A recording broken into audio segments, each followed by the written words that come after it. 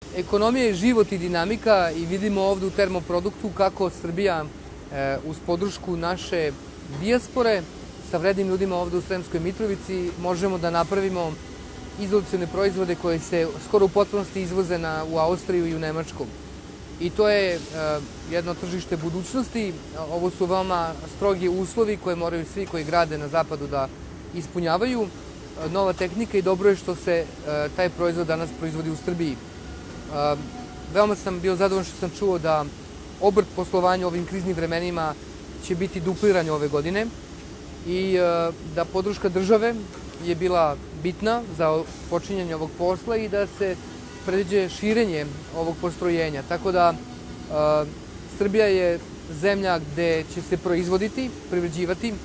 Mi nismo zemlja koja ima more ili koja može da se osloni na neke prirodne resurse poput nafte ili poput gasa.